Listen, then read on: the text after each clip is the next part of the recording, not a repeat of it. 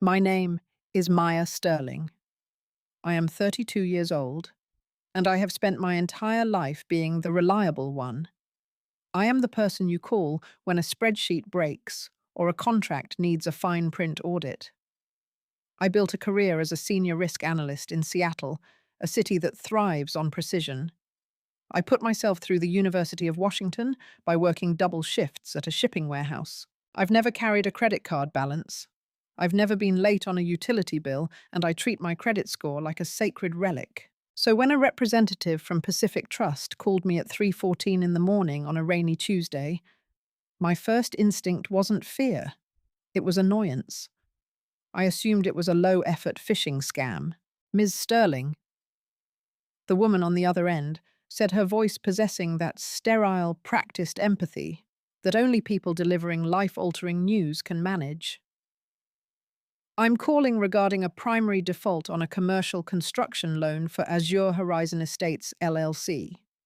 The current outstanding balance, including penalties, is $520,412. Since you are the sole guarantor, we are initiating a legal freeze on all associated personal assets. I let out a dry, sleepy laugh. You have the wrong Maya Sterling. I don't own an LLC. I don't do construction. I work in risk, ironically, the kind of risk that prevents exactly this kind of phone call. I understand your confusion, she replied, unfazed. But I have the origination file in front of me. Your social security number ends in 4412, correct. The sleep evaporated from my brain instantly. Yes. Your mother's maiden name is Thorne.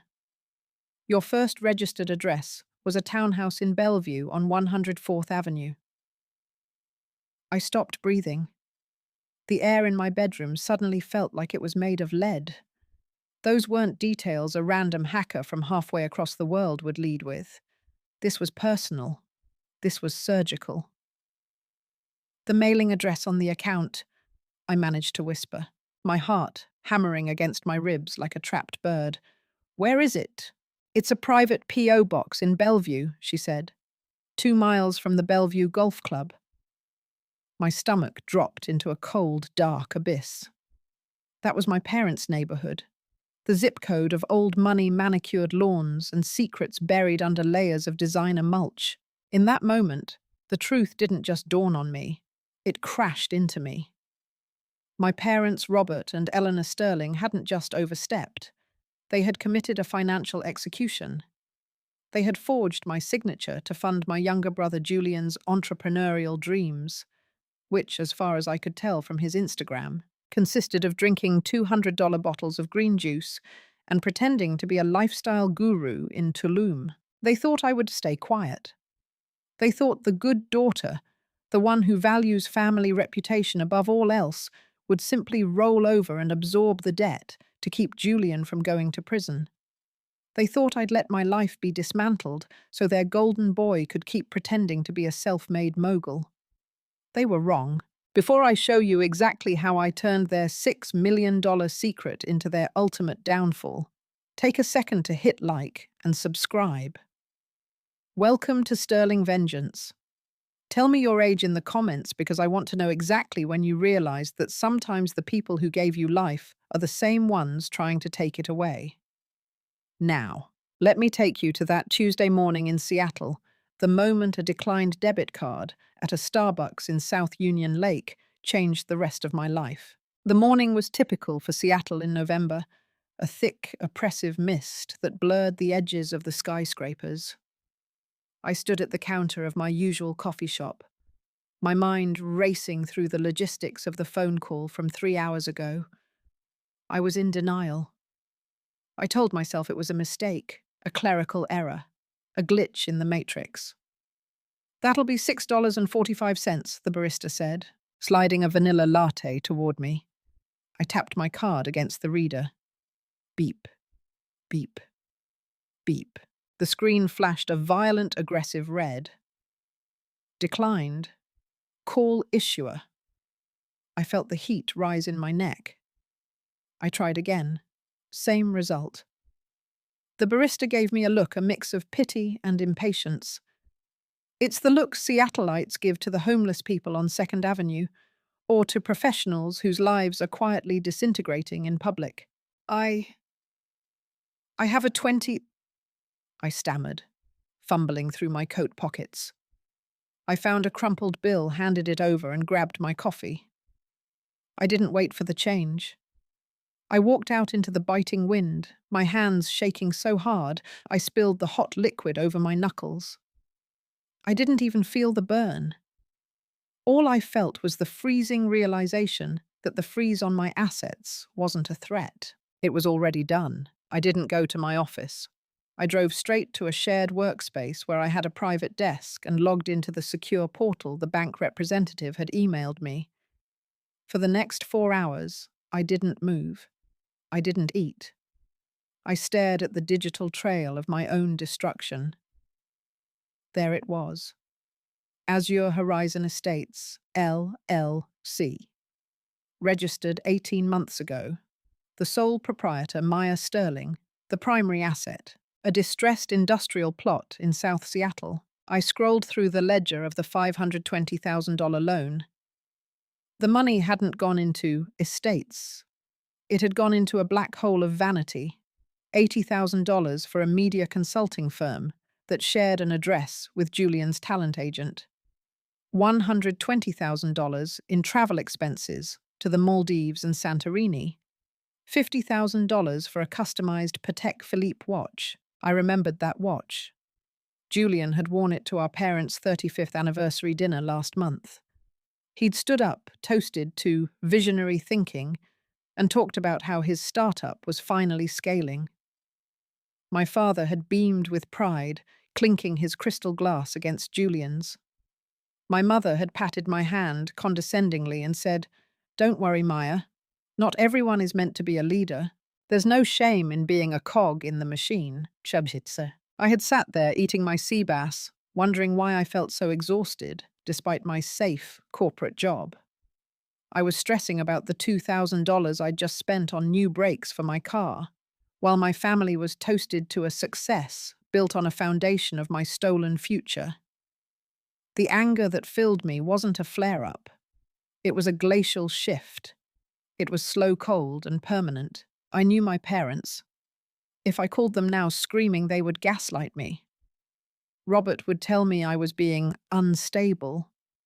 Eleanor would cry and say they did it for the good of the Sterling name. They were masters of the narrative.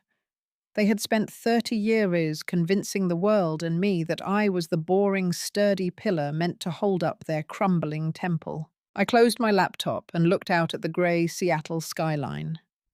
I wasn't going to give them a chance to prepare a defense. I wasn't going to yell. I was going to do what I do best. I was going to analyze the risk. I was going to find the weakness in their structure. And then I was going to pull the single thread that would bring the whole house of cards screaming down. The good daughter was officially off the clock. And the Risk Analyst. She was just getting started. The drive from downtown Seattle to my small apartment in Capitol Hill felt like navigating a graveyard. Every neon sign, every rain-slicked street corner felt hostile. My financial pulse had been flatlined, and yet the city moved on. I walked into my unit, a space defined by organized bookshelves and a meticulously curated budget, and realized it was all a house of cards. I wasn't a homeowner or a successful professional. According to the federal banking system, I was a high-risk delinquent on the verge of total collapse. I sat at my kitchen table, the only light coming from the cold blue glow of my laptop. I am a risk analyst. My job is to find the what-ifs. What if the supplier fails? What if the currency devalues? What if the port closes? I am paid to see the disaster before it arrives. But I had failed to look at the two people who sat across from me every Thanksgiving. I had ignored the most dangerous variable in my own life, my bloodline. I began the digital autopsy. I didn't just look at the bank statements, I looked at the metadata. I looked at the IP addresses used to log into the Azure Horizon portal. Bingo. Every single login originated from a residential IP in Bellevue, my father's home office. He hadn't even bothered to use a VPN. That was the sterling arrogance for you. They didn't think I'd ever be smart enough to look, or brave enough to care. As I scrolled through the line items, the cruelty of the theft began to take shape. It wasn't just the large sums, it was the mundanity of the greed. A $4,000 monthly consulting fee paid to my mother's interior design business. $12,000 for Julian's personal branding shoot in Joshua Tree. They weren't just stealing to survive. They were stealing to maintain a facade of excellence, while I lived on meal prep and generic brand groceries. Then I found the document that made my blood turn to slush. It was a property deed transfer. 6 months ago, my father had transferred a plot of land he'd owned since the late 90s, a derelict industrial site in South Seattle, into the name of Azure Horizon Estates, LLC. I knew that land. It was a brownfield site, a term we use in Risk for legal nightmare. It was a former chemical storage facility saturated with heavy metals and toxic runoff. For 20 years, it had been an unsellable albatross around my father's neck. The city had been threatening him with environmental fines that would have wiped out his retirement. By transferring it to the LLC and making me the 100% owner of that LLC, he hadn't just stolen my credit. He had dumped a biohazard into my lap. If the EPA came knocking, they wouldn't go to Robert Sterling's mansion. They would come to my one-bedroom apartment with a pair of handcuffs. "You magnificent bastards," I whispered to the empty room. It was a perfect crime. If Julian's influencer career took off, they'd pay back the loans, and I'd never be the wiser. If it failed, which it clearly had, I would be the one buried under the debt and the environmental lawsuits, while they walked away clean, having gifted their daughter a business venture that just happened to go south. I didn't cry. I didn't reach for the bottle of wine in the fridge. Instead, I opened a blank spreadsheet. I titled it Project Liquidation. I spent the next 6 hours mapping out their lives. I looked at Julian's social media, a goldmine of evidence. Every sponsored post from a luxury resort was cross-referenced with a withdrawal from the Azure Horizon account. Every self-made milestone he celebrated was time-stamped with a forged drawdown on my credit line. Then I looked into the legal structure of Azure Horizon. In his haste to distance himself from the toxic land, my father had been too clever for his own good. He had filed the paperwork as a sole member LLC with me as the 100% equity holder. He had done this to ensure he had zero liability. But he had forgotten the first rule of power: ownership is control. By making me the legal owner, to shield himself from the poison, he had accidentally handed me the keys to the entire kingdom. He thought I was too obedient to ever check the locks. I looked at my phone. It was 6 a.m. The sun was trying to poke through the Seattle clouds, a weak greyish light. I had 3 days until the bank's legal freeze moved from a temporary hold to a permanent judgment. I needed more than just bank statements. I needed to see them. I needed to see the look in their eyes when they thought they were still winning. I messaged the family group chat. Maya. "Hey everyone. I'm feeling a bit stressed with work. Can I come over for dinner Sunday night?" I could really use some family time. The response from my mother came 3 minutes later. Eleanor. "Of course, darling Julian will be there too. He has some big news to share. Wear something nice. We might take a few photos for his family values campaign." I stared at the screen. Family values. I put my phone down, stood up, and walked to my mirror. I looked at the tired woman with dark circles under her eyes and a bank account in the negatives.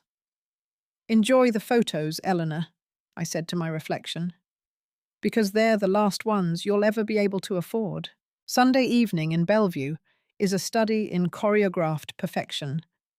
The streets are lined with silver maples, their leaves turning a deep, expensive crimson. The houses don't just sit on the land. They occupy it guarded by wrought iron fences and security cameras that look like high-tech jewelry. I pulled my aging Subaru into the circular driveway of the Sterling estate. Nestled between a brand-new Range Rover Julian's and a vintage Jaguar, my car looked like a bruise on a pristine peach. I sat in the driver's seat for a moment, gripping the steering wheel. Inside my purse was a folder containing the $520,000 default notice, the forged loan applications, and a printout of the toxic land deed. I wasn't here to negotiate. I was here to perform an audit of their souls. Maya, you look functional, my mother said as she opened the door. She was draped in a cream-colored cashmere wrap that probably cost more than my first 3 months of rent. She kissed the air near my cheek, her eyes already scanning for my flaws. Is that the same coat from 3 years ago? We really must get Julian to give you some styling tips. It's durable, Mum, I said, forcing a smile that felt like it was made of dry plaster. Good for the Seattle rain. Inside, the house smelled of expensive cedar and roasting lamb. My father Robert was in the sunken living room swirling a glass of amber liquid. There she is, he boomed, not standing up. The backbone of the corporate world. How's the risk business, Maya, still counting other people's money? Something like that, Dad, I replied, taking a seat on the edge of a velvet armchair. Julian sauntered in a moment later, glowing with a fake tan, and wearing a silk shirt unbuttoned halfway down his chest. He didn't say hello. He just checked his reflection in the hallway mirror. Big moves, Maya, Julian said, scrolling through his phone. I'm about to close a deal with a luxury wellness brand. We're talking mid-six figures for a series of retreat vlogs. The Julian Sterling brand is finally hitting the stratosphere. That's amazing, Julian, I said, my voice dripping with a sarcasm they were too self-absorbed to notice. How are you funding the overhead? I imagine the Maldives wasn't cheap. My father cleared his throat, a sharp warning sound. Business is about leverage, Maya. Something you'd understand if you had an ounce of your brother's ambition. You have to spend money to make money. Whose money exactly?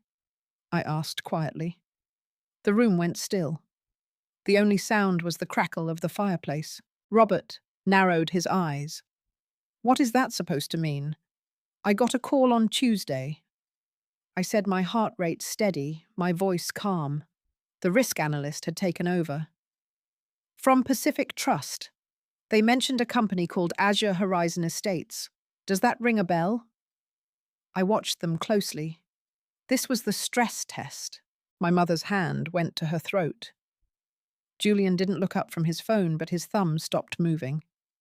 My father, however, was a professional. He didn't blink. He just took a slow sip of his scotch. Ah, Robert said, leaning back. I was going to bring that up tonight. A minor administrative hiccup, Maya. Nothing to worry your head about. A $520,000 hiccup, I asked, with my social security number on the paperwork and my signature forged on the guarantor line. Eleanor stepped forward, her face contorting into a mask of maternal concern. Maya, don't use such ugly words. Forged? Honestly, we used your credit because you weren't using it. It's sitting there stagnant. We're a family. We share our resources to ensure the Sterling name continues to mean something.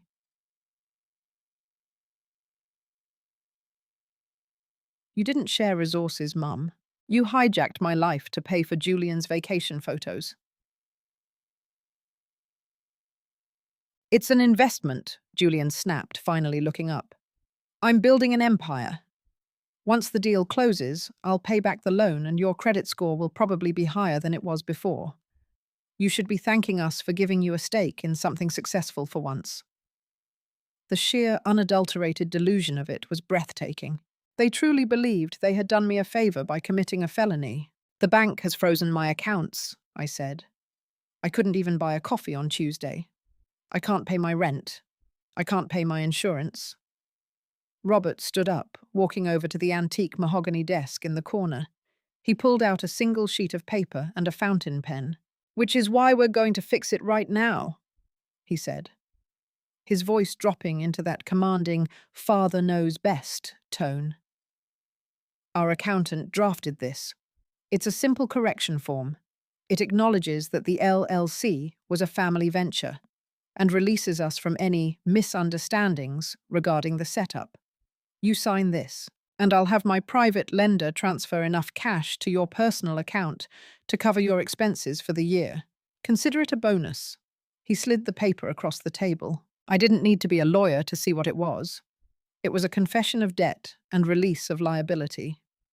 If I signed it, I would be legally admitting that I authorized the loans from the beginning, effectively pardoning them for the identity theft, while making the $520,000 debt 100% my legal responsibility. It was the final nail in my coffin. I looked at the three of them. My mother, smiling expectantly. Julian looking bored. My father holding the pen like a scepter. They weren't my family. They were a predatory firm, and I was the asset they were stripping for parts. You also forgot to mention the land, I said, looking my father in the eye. The South Seattle plot, the one with the heavy metal contamination and the pending EPA fines, the one you dumped into my name. Robert's mask slipped for a fraction of a second, a flash of genuine surprise, followed by a dark, ugly flick of anger. That land is a development opportunity, he hissed. You're lucky to own it. I am lucky, I said, a cold smile finally reaching my lips. I picked up the document. My father leaned forward thinking he'd won, thinking the good daughter had returned to the fold. I folded the paper neatly and tucked it into my purse. I'm not signing anything tonight, I said, standing up. My eyes are tired from the drive. I'll look at it in the morning when I can read the fine print. Maya, my mother warned, her voice losing its sweetness. Don't be difficult. We're trying to help you.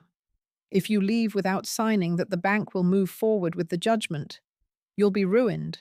Is that what you want? To lose everything over a fit of ego? I've already lost everything, Mum, I said, walking toward the door. The only thing left to decide is who I'm taking down with me. You won't do anything, Julian shouted after me. You're too scared of a bad reputation. You're Maya Sterling. You follow the rules. I paused at the door, the cold Bellevue air hitting my face. I looked back at the golden boy, the socialite mother, and the crooked patriarch. The rules only work when everyone plays by them, Julian, I said. But you guys broke the board, so now we're playing a different game. I walked out to my Subaru, ignoring my father's shouts from the porch. As I backed out of the driveway, my phone vibrated in the cup holder. It was a notification from my credit monitoring app. New credit inquiry. Amex Platinum. Location Bellevue, WA. They were doing it again. Right now. While I was still in the driveway. They weren't just desperate. They were frantic, and in their frenzy. They had missed the most important piece of news in the Seattle Times that morning. I pulled over a block away, my heart racing with a mixture of terror and adrenaline. I opened the news app on my phone and scrolled to the business section. Headline: Tech giant Ethereus announces new Seattle hub. Eminent domain sought for South Seattle Industrial Corridor. My father had spent so much time hiding from the EPA that he'd failed to notice the city was about to buy his toxic land for 5 times its value to build a server farm. And because he was so eager to shield himself from the poison, he had put that $6 million payday entirely in my name. I put the car in gear and drove toward the city. The war was on. And for the first time in 32 years, I wasn't the one following the rules. I was the one writing them. This is the continuation of Maya Sterling's story, focusing on the cold, calculated precision of her counter-audit, and the moment the hunters realized they had become the prey. The rain in Seattle doesn't just fall, it haunts. It clings to the glass of the high-rises and turns the streets into mirrors of grey and neon. On Monday morning, I didn't go to the office. I didn't go to my favorite cafe. Instead, I sat in the back of a dim, public library in a neighborhood where nobody knew the reliable Maya Sterling. My personal accounts were still frozen. But I had one thing my parents hadn't accounted for: my expertise in structural failure. I needed a specialist. In my line of work, we deal with auditors who find mistakes. But to fight my family, I needed a ghost, someone who found secrets. I met Marcus Thorne, no relation to my mother's maiden name, though the irony wasn't lost on me in a nondescript coffee shop in Pioneer Square. Marcus was a forensic accountant who operated in the digital shadows. He didn't look like a financial genius. He looked like a man who hadn't seen the sun since 2008. "Your father is arrogant, Maya," Marcus said, his fingers dancing across a specialized keyboard as he bypassed the surface-level encryption of the Azure Horizon portal. "He thinks because he used a P.O. box and a forged signature, he's invisible. But he left a digital trail a mile wide. Every time he logged into the business account to authorize a wire transfer to Julian, he used the residential Wi-Fi at the Bellevue house. He didn't even bother with a VPN. He doesn't think he needs one," I said, nursing a black coffee I'd paid for with loose change I found in my car. "He thinks I'm too timid to ever look, and he thinks the bank is too busy to care." "Well, his arrogance just handed us the keys to the vault," Marcus muttered. He turned the screen toward me. "Look at this. Azure Horizon isn't just a shell for that toxic land. It's a funnel. Every dollar from that $520,000 loan was moved through a series of marketing consulting payments. But look at the destination." I squinted at the ledger. The money was flowing into a private wealth account registered to Eleanor Sterling Designs. "My mother," I whispered. She wasn't just decorating Julian's life. She was laundering the loan money to pay for his lifestyle under the guise of business expenses. They were using my name to fund their own payroll. "Exactly," Marcus said. "But here's the kicker. Your father made you the 100% owner of the LLC to ensure he had zero environmental liability for the South Seattle plot. In doing so, he legally gave you the power to terminate any and all service contracts, including the ones paying your mother." I felt a cold shiver of realization. I could cut off their air supply with a single mouse click. "Do it," I said. "Draft the corporate resolutions. As the sole member of Azure Horizon, I'm firing the consulting firm effective immediately. Freeze the remaining funds in the LLC's escrow. And Marcus, I want a full audit of every cent that went into Julian's wellness brand." "That's going to trigger a notification to your father's P.O. box," Marcus warned. "Let it," I replied. "I want him to know the reliable daughter just walked off the job. But we have a bigger fish to fry. Tell me about the land." Marcus pulled up a restricted municipal file. "The tech giant Ethereus is officially moving into the South Seattle corridor. The state has been sending eminent domain notices to the Azure Horizon P.O. box for 3 months. They are offering a $6 million early settlement payout to avoid a court battle. The deadline to accept that premium offer is Friday at 5 p.m. The pieces clicked. My father was desperate for me to sign that release of liability, not just to clear the $520,000 debt, but because he couldn't legally accept a $6 million check from the government without my verified signature as the owner. He was trying to trick me into giving him $6 million while leaving me with a ruined credit score and a toxic history. "He's playing for the millions," I said, looking out at the rain. "But he forgot that I'm the one holding the deed." By Tuesday afternoon, the sterling facade began to crack.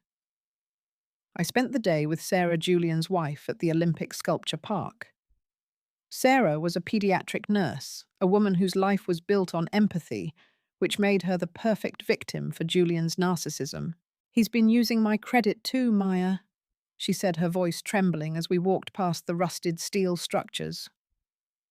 I found credit cards in my name that I never applied for. My savings account for our future home. It's gone. He told me it was invested in a crypto fund, but Marcus found the trail. It went to a yacht rental in Cabo. He's a parasite, Sarah, I said, and our parents are the ones who fed him. Sarah handed me a silver laptop. I found his master password file hidden in a work folder. I'm done. I'm filing for divorce, but I can't leave with nothing. If he finds out I'm helping you, he'll try to destroy my reputation. He won't have a reputation left to fight with, I promised. I opened the laptop and began a quick scan. It was worse than a simple vanity project. Julian was running a high-ticket lifestyle coaching program.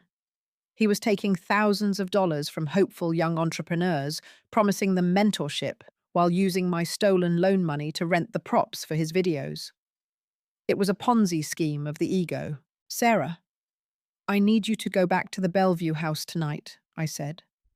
Stay quiet. Watch Robert. I need to know the exact moment they realize the LLC accounts have been frozen. I need to know how they react. Maya, your father is dangerous when he's cornered, she whispered. I'm not cornering him, I said, looking at the dark waters of the Sound. I'm just letting the tide come in. I spent the next several hours in Marcus's office, preparing the counter-audit. We drafted a formal complaint to the Pacific Trust Fraud Department, but I held it in draft. If I reported the identity theft now, the bank would freeze the LLC entirely, and I wouldn't be able to sell the land to the state. I had to play a delicate game. I had to remain the legal owner, just long enough to collect the $6 million, then use that money to pay off the fraudulent debt and vanish. At 6:14 p.m., my phone erupted. 18 missed calls from Robert, 10 from Eleanor, a string of increasingly frantic texts from Julian. Robert Meyer. Call me immediately.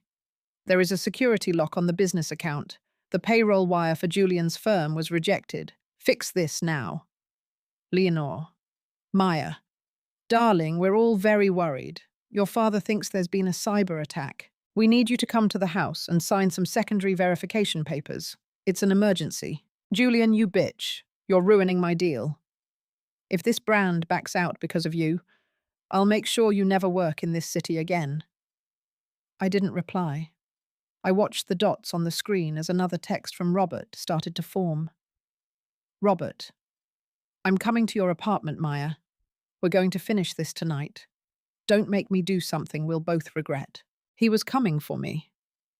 The facade of the loving, protective patriarch had evaporated, leaving behind the cold, transactional man who had traded his daughter's future for a slice of Bellevue social standing. Marcus, lock them out of the P.O. Box digital alerts, I said. If the state sends the final acquisition offer tonight, I want to be the only one who sees it. Already done, Marcus said. I've rerouted the LLC's primary contact email to a burner account we control. They think you're just sabotaging the payroll. They have no idea the $6 million offer is sitting in your inbox. I drove to a small hotel near SeaTac Airport, staying under a different name. I couldn't go back to my apartment. I sat in the darkened room, watching the planes take off into the mist. In my mind, I saw the $6 million settlement. I saw the $520,000 debt. I saw Julian's fake empire. And I saw the face of the man who thought he could steal my life to save his own pride. I opened my laptop and sent a single email to the Washington State Department of Transportation. Subject: Azure Horizon Estates, LLC. Acceptance of early settlement offer. Body as the sole member and 100% equity holder of Azure Horizon Estates, LLC. Hereby accept the state's offer for the acquisition of the South Seattle industrial plot. Please send the final closing documents to the attached legal counsel. I expect the funds to be wired into the primary escrow account by Friday at noon. I hit send. The trap was set. Now. All I had to do was survive the next 48 hours with a family that was willing to ruin me to keep their secrets. My phone buzzed one last time. It was an automated alert from my home security system in Capitol Hill. The camera showed my father, his face purple with rage, pounding on my apartment door. He was holding the release of liability form in one hand and a heavy brass key in the other. He didn't realize I'd changed the locks the day I got the bank call. He looked directly into the camera, and for the first time in my life, I wasn't afraid of him. I saw him for what he was, a failing man, clinging to a lie, screaming at a door that would never open for him again. "I'm done following the rules, Dad," I whispered to the empty hotel room. "Let's see how you handle the chaos." I turned off the phone, lay back on the starched white sheets, and for the first time in a week, I slept.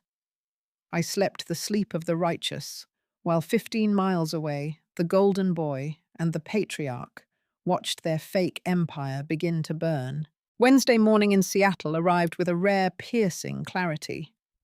The fog had lifted, revealing the jagged peaks of the Olympics across the Sound, but the air remained bitingly cold. I sat in Marcus's office, the hum of high-powered servers, providing a rhythmic backdrop to the destruction of my old life. "The state's legal team responded," Marcus said, spinning his monitor toward me. "They're ecstatic. They've been trying to get a signature on this plot for 6 months. Your father's silence was the only thing standing between them and the new highway interchange. Because you're the sole member of Azure Horizon, the peaceful acquisition bonus is officially locked in." I looked at the figure on the screen. $6,240,000. "It's a fortune," I whispered. And my father was going to let it rot just to spite the government, or wait until he could trick me into signing it over to Julian. He wasn't just waiting, Marcus corrected, clicking through a subfolder of intercepted emails. He was negotiating a private side deal. He was trying to sell the development rights of the toxic land to a third-party shell company, one owned by his golf buddies, for pennies on the dollar. He wanted to strip the value out, leave the environmental debt with you, and walk away with a kickback. He had no idea the state's offer was this high because he refused to open the certified mail. My father's greed had blinded him. He was so busy trying to scam his own daughter that he'd missed the biggest payday of his life. "What about the EPA fines?" I asked. "That's the beauty of the Ethereus deal," Marcus explained. "Because the tech giant needs the land for their server farm, and because the state is using federal infrastructure funds, the brownfield cleanup program kicks in. The government absorbs 90% of the remediation costs. The remaining 10% is deducted from the $6.2 million. You walk away with roughly $5.5 million clean and clear." I leaned back, a strange sensation washing over me. For 10 years, I had worked 45 hours a week, obsessively tracking every nickel, worrying about the cost of organic produce. Now, because of my father's attempt to ruin me, I was wealthier than he had ever been. "Now let's talk about the counterstrike," Marcus said, his voice dropping. "I've mapped Julian's empire. It's a house of cards held together by spit and your stolen credit. He has a massive payment due this Friday to a luxury car leaser and a PR firm in Los Angeles. If those payments bounce, his entire influencer persona collapses. The brands will drop him, and the coaching clients will start demanding refunds. I've already fired Eleanor's interior design firm from the LLC's payroll," I said. "What happens next?" "Next, we move the remaining $80,000 in the LLC's operating account to a restricted escrow," Marcus said. "By the time your father realizes the money is gone, the wire will be irreversible. He'll be staring at a zero-balance screen while Julian's creditors are banging on the door." "Do it," I said. "And Marcus, send a copy of the loan forgery evidence to Pacific Trust's fraud department. But tell them to hold the filing until Friday at 4 p.m. I want my parents to think they still have a chance to fix it until the very last second. I wanted them to feel the hope. I wanted them to believe that if they just pressured me enough, they could win. Because the higher they climbed on that mountain of lies, the more the fall would hurt. By Thursday evening, the air in Bellevue was thick with a different kind of tension. I had ignored 42 phone calls. I had blocked Julian on every platform, but I knew they wouldn't stop. To a man like Robert Sterling, a daughter's silence wasn't just a rebellion, it was a personal insult to his authority. I met Sarah at a quiet park near the Bellevue waterfront. She looked like she hadn't slept in 48 hours. "It's a war zone in that house, Maya," she said, her voice trembling. "Julian is throwing things. He's terrified. He told me that if the PR firm doesn't get their $20,000 by tomorrow morning, they're going to release a statement saying his brand is insolvent. He's begging Robert for the money, but Robert's own accounts are being flagged." "Flagged for what?" I asked. "Marcus was right," Sarah whispered. "Pacific Trust started an internal audit because of the clerical errors Eleanor mentioned. They've frozen Robert's personal line of credit until they can verify the Azure Horizon signatures. He's effectively locked out of his own wealth because of the very lies he told to protect Julian." The irony was delicious. My father had used clerical errors as a cover story to gaslight me, and now the bank was using that exact phrase to paralyze him. "He knows you're not at your apartment," Sarah continued. "He's hired a private investigator to find you. He thinks you're hiding with a boyfriend or a friend from work. He doesn't realize you're with a forensic accountant." "Let him search," I said. "I'm staying at a corporate suite under Marcus's firm's name." "Sarah, I need one last thing. I need you to get Eleanor's iPad.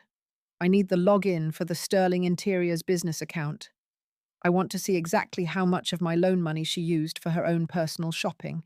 "I already have it," Sarah said, handing me a thumb drive. "I'm leaving tonight, Maya. I've got a suitcase in my trunk. I'm going to stay with my sister in Portland. I can't be there when it all falls apart." "Go," I said, hugging her. "You've done enough. I'll make sure your name is cleared of any association with Julian's coaching scams." As Sarah drove away, I sat on a park bench and opened my laptop. The thumb drive contained a treasure trove of Eleanor's business expenses. It wasn't just Julian's lifestyle. It was $15,000 for a facelift, $30,000 for a country club membership, $5,000 for a meditation retreat that was really just a high-end spa in Napa. They hadn't just stolen to save Julian. They had stolen to maintain the illusion of being the premier Sterling family of Bellevue. They were parasites, living off the credit of the daughter they mocked for being uninspired. My phone buzzed. It was a new number. I knew it was my father. I decided to answer. "Maya!" Robert's voice was no longer booming. It was thin, sharp, and laced with a terrifying desperation. "Maya, listen to me very carefully. You have caused a significant amount of trouble. The bank is asking questions that you need to answer. I have the papers here. I'm at the house. You need to come home right now and sign them, or I will be forced to report you for embezzlement." "Embezzlement, Dad?" I asked, my voice as smooth as glass. "From my own company. The one you told me I owned 100% of." "Don't play games with me," he roared, his voice cracking. "You moved $80,000 out of the escrow. That money was earmarked for Julian's obligations. You are stealing from your own family." "I'm not stealing Robert," I said, using his first name for the first time in my life. "I'm reallocating assets. Isn't that what you called it, leverage?" "Maya, darling." Eleanor's voice came onto the line, her tone dripping with fake honey. "Please. Julian is devastated. His career is on the line. We can fix this. We'll even give you a small percentage of the next deal. Just sign the release of liability. It's for the best. You don't want to see your father go to jail, do you?" "That's an interesting question, Mum," I said. "I've spent 30 years worrying about what you wanted. I've spent 30 years being the reliable one while you used me as a footstool. But I've realized something this week." "And what's that?" Robert hissed. that the reliable one is also the only one who knows where the bodies are buried. I'm not coming to the house, Robert. I'm going to the Department of Transportation tomorrow at noon to finalize the sale of the South Seattle plot. And I'm going to Pacific Trust at 4 p.m. to file the identity theft report. The silence on the other end was absolute. I could almost hear the gears turning in my father's head as he realized the $6 million payday was real and that it was completely out of his reach. You can't, he stammered. I'll stop the sale. I'll tell them the LLC is fraudulent. If you do that, I said, you're confessing to forging my signature on a federal loan document. That's 10 to 20 years, Dad. Are you sure you want to trade your freedom just to stop me from getting the money you tried to steal? I hung up. I sat there in the dark, watching the lights of Bellevue reflect on the water. They were trapped in a cage of their own design. If they fought the sale, they went to prison. If they let the sale go through, I got the millions, and they got nothing. Tomorrow was Friday, the day the good daughter would officially resign. I opened a bottle of sparkling water and toasted to the grey Seattle sky. I wasn't just Maya Sterling, the risk analyst, anymore. I was the storm they never saw coming. Hit like and subscribe, I whispered to the empty park, a wry smile on my face. Because tomorrow we're going to watch a $6 million empire turn to ash. Friday in Seattle felt like the sharpened edge of a blade. The mist had returned, swirling around the glass needles of the downtown skyscrapers, obscuring the ground below.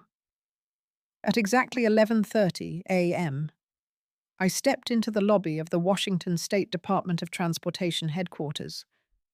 I wasn't wearing the sensible, invisible cardigans my mother loved. I wore a tailored, charcoal grey power suit and a pair of heels that sounded like a ticking clock against the marble floor. Marcus was already there, holding a leather briefcase that contained the digital soul of Azure Horizon Estates, LLC. The wire transfer is staged, Marcus whispered as we rode the elevator to the 22nd floor. The state's treasury has already verified your sole member status. As soon as you sign the closing deed, $6.2 million moves into the escrow account. By my calculation, after the environmental cleanup holdback and the payoff for the fraudulent Pacific Trust loan, you'll be sitting on a liquid $5.4 million. The elevator doors chimed open. We were met by a team of state attorneys who looked relieved to finally see me. For them, this was just a hurdle in a multi-billion-dollar infrastructure project. For me, it was the climax of a 30-year war. Ms. Sterling, the lead attorney said, sliding a thick stack of documents across a mahogany conference table. We've reviewed the corporate resolutions you filed yesterday. Everything is in order. By signing these, you are conveying the South Seattle industrial plot to the state of Washington. The peaceful acquisition bonus is included in the final figure. I picked up the pen. It felt heavy-weighted with every night I'd worked late, every meal I'd skipped to save money, and every insult I'd swallowed at the Sterling dinner table. I signed, Maya Sterling. I watched as the notary stamped the final page. In that instant, the land my father had tried to use as my financial tomb became my liberation. The wire is initiated, the attorney confirmed, looking at his tablet. Congratulations, Ms. Sterling. You've just helped pave the way for the future of Seattle. No, I said, a cold, sharp smile touching my lips. I've just paved the way for my own. I didn't have time to celebrate. The clock was ticking toward 4:00 p.m., the moment the Pacific Trust Fraud Department would receive Marcus's dossier. But first, I had one last appointment. I had messaged my father and Julian, telling them to meet me at a neutral law office in the Columbia Center at 2 p.m. I told them I was ready to discuss the release of liability. I knew they would come. Desperation is a powerful lure, and they were starving for a win. When I walked into the glass-walled conference room on the 76th floor, the tension was thick enough to choke on.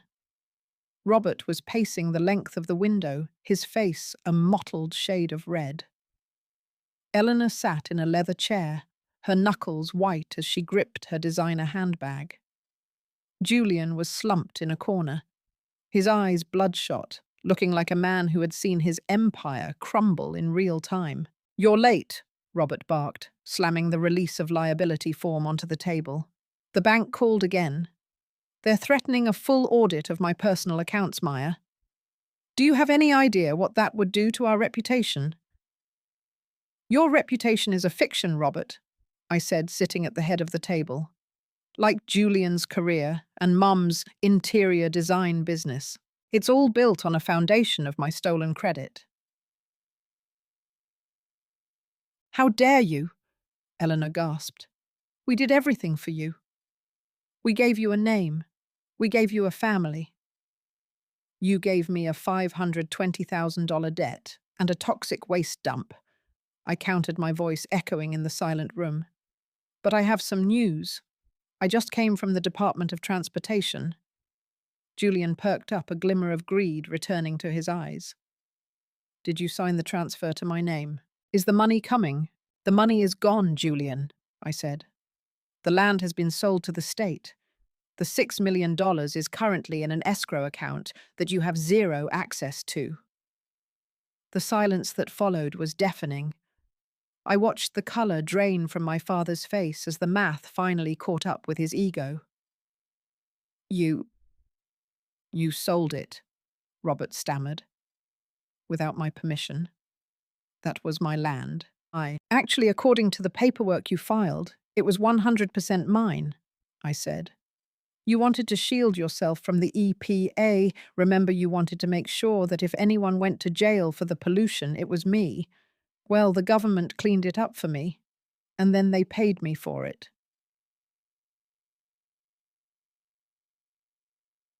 Robert lunged across the table, his hands trembling. "You give that money to me. That's sterling money. You wouldn't even have that LLC if it weren't for my vision. Your vision was a felony, Dad," I said, standing up. "And here's the best part. I've already used $520,000 of that windfall to pay off the Pacific Trust loan in full. Your fraudulent little game is over. The debt is gone. My credit is clear." "Then we're okay?" Eleanor asked, a desperate hope in her voice.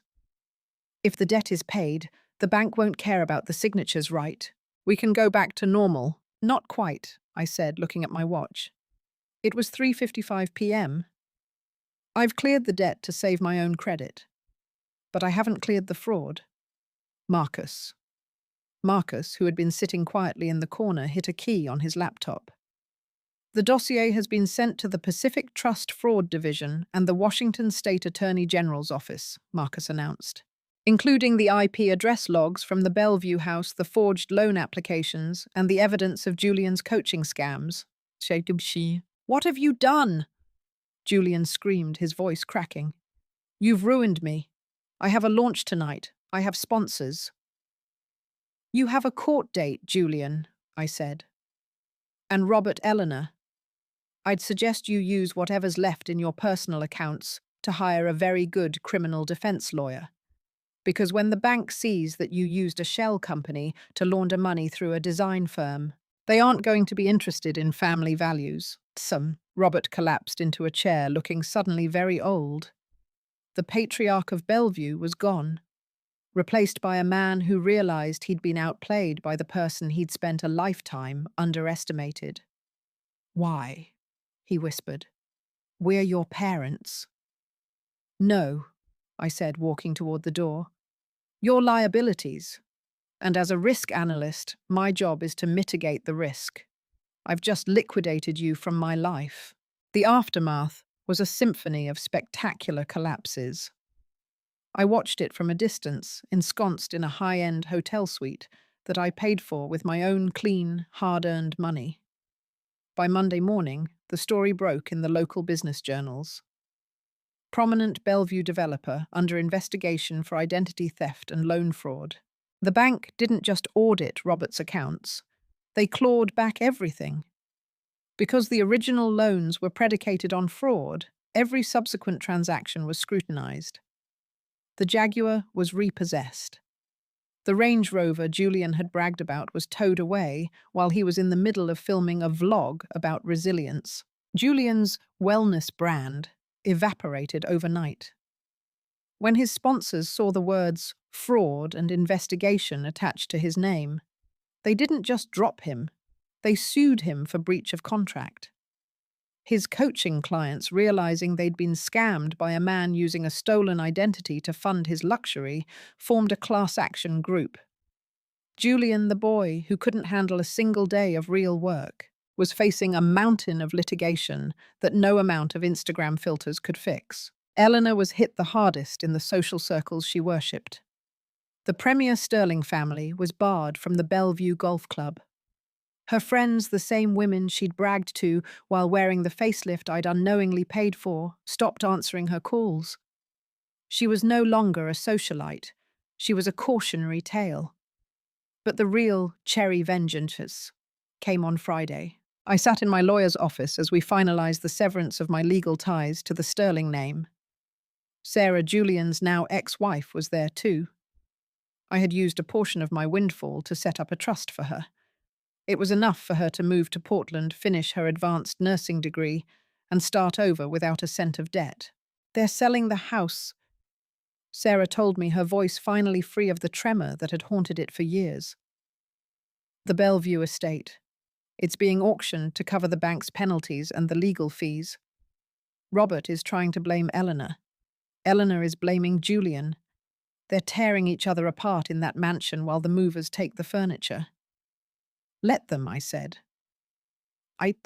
They built a house of cards. They shouldn't be surprised when the wind blows. Shit. I checked my own accounts. After everything, the loan payoff, the taxes, Marcus's fee, and the trust for Sarah, I had $4.8 million sitting in a diversified, secure portfolio. For the first time in my life, I didn't feel the need to track every penny. I didn't feel the weight of the Sterling legacy. I opened my laptop and looked at the Sterling Vengeance channel. The comments were flooded. My God, I'm 35 and my parents just asked for my SSN to help with taxes. I'm saying no. The Risk Analyst became the risk. Justice tastes better than expensive champagne. I took a sip of a very real, very expensive glass of champagne and looked out at the Seattle rain. It didn't look gloomy anymore. It looked like a clean slate. I had been the reliable one, the obedient one, the one who followed the rules. I had let them use me as a foundation for their lies until there was nothing left of me but a signature on a forged document. But they forgot one thing about foundations. If you push them too hard, the whole building comes down. And I was the only one who knew how to walk away from the rubble. I picked up my phone and recorded a final clip for the video. My name is Maya Sterling, I said, my voice steady and clear. I'm 32 years old, and today I finally realized that the best way to handle a family that treats you like a liability is to treat them like a bad investment. You cut your losses, you move your assets, and you never ever look back. I hit upload. The good daughter was gone. The millionaire was here, and the Pacific Northwest had never looked so bright. The auction of the Sterling estate in Bellevue was not a grand cinematic event. There were no weeping violins or dramatic speeches. It was a cold, efficient liquidation of 30 years of curated lies. I watched the live stream from a balcony in my new condo, a minimalist glass-walled sanctuary in the heart of Belltown, overlooking the very sound that had witnessed my transformation. As the gavel fell on the last of the mahogany furniture and the distressed art collection Eleanor had prided herself on, I felt a final jagged piece of my heart click into place. The $12 million mansion sold for barely enough to cover the bank's penalties, the back taxes, and the legal fees Robert had racked up trying to fight the inevitable. My parents were moved into a 2-bedroom rental in a part of town they used to call the Sticks. There was no gardener, no housekeeper, and no social standing. The sterling name was now a search result associated with white-collar shame. I set down my tablet and walked to the floor-to-ceiling window. My phone buzzed with a notification from Marcus. Marcus. Just finished the final sweep. Julian's wellness domain has been seized by the court. His PR team is suing him for defamation. He tried to start a new comeback channel, but the platform banned him for coordinated fraudulent activity. He's officially a ghost. I smiled. For Julian, being ignored was a fate worse than prison. He was now living in my parents' guest room, probably still trying to find the perfect lighting for a selfie that nobody would ever like. But my story wasn't about their downfall anymore. It was about my ascent. The $5.4 million wasn't just sitting in an account. I am a risk analyst. I don't let assets stagnate. I had spent the last month building sterling risk solutions. But this time I wasn't working for a massive corporation that saw me as a cog in the machine. I was the machine, my first client. A group of small business owners who had been targeted by predatory lenders. People who, like me, had been used as guarantors without their full consent. I wasn't just auditing their books. I was weaponizing their data to fight back. I was becoming the person I needed on that Tuesday at 3:14 a.m. There was one final loose end to tie. I drove down to South Seattle to the plot of land that had started it all. The construction crews from Ethereus were already there. The toxic site was being excavated, the contaminated soil replaced with clean earth. In a year, a massive data center would stand here, a monument to the digital age. I parked my car and walked toward the perimeter fence. Standing there, looking at the heavy machinery, I saw a familiar figure. It was my father. He looked smaller. The expensive suits were gone, replaced by a generic windbreaker. He looked like any other man nearing 70, broken by his own weight. He hadn't seen me yet. He was just staring at the land, probably calculating the millions he had let slip through his fingers. I stepped out of the shadows. "It's going to be a server farm, Robert." He flinched, turning toward me. His eyes, once so sharp and commanding, were watery and confused. "Maya," he croaked. You shouldn't be here. This is a construction site." "I own the neighboring easement," I said calmly. "I'm just checking on my investment." He let out a short, bitter laugh. "Your investment. You stole this from us. You left your mother with nothing. She's crying every day, Maya. She doesn't even have her club membership." "She has exactly what she earned," I replied. "And you have exactly what you negotiated for. You wanted the LLC to be mine when it was a liability. You don't get to complain when it became an asset." Robert stepped closer, his voice dropping to a desperate whisper. "Just 100,000, Maya. That's all we need to get back on our feet. Julian has a new idea, a real one this time. He just needs a little seed capital for the family." I looked at him, really looked at him, and realized I felt nothing. No anger, no pity. Just the cold, objective clarity of a finished audit. "The family account is closed, Robert," I said. "The good daughter died the day you forged her name. If you ever contact me again, or if Julian uses my name to promote one of his scams, Marcus will release the second half of the dossier, the part that links your private equity firm to the offshore accounts you hid from the IRRS." Robert froze. He didn't know I had those files. I didn't actually, but a good risk analyst knows how to play a bluff when the stakes are high. "Go home," I said. "Try to be a husband. Try to be a father. For once in your life, try being honest. It's a lot less expensive." I turned and walked back to my car. I didn't look back to see if he was watching. I didn't need to. The reliable one had finally offloaded the most dangerous risk of all the need for their approval. Back at my condo, the sun was setting, casting a golden glow over the Space Needle. I opened my laptop and looked at the final edit of the video that had documented my journey. It was titled, "The Exit Strategy."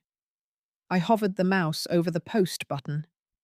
My life was no longer a spreadsheet of other people's debts. It was a clean ledger, a vast horizon of my own making.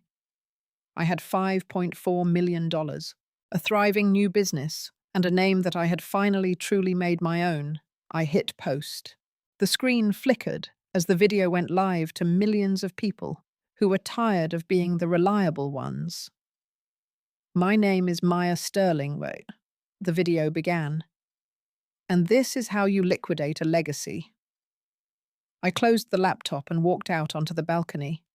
The Seattle air was cold, but for the first time in 32 years, I could breathe perfectly fine.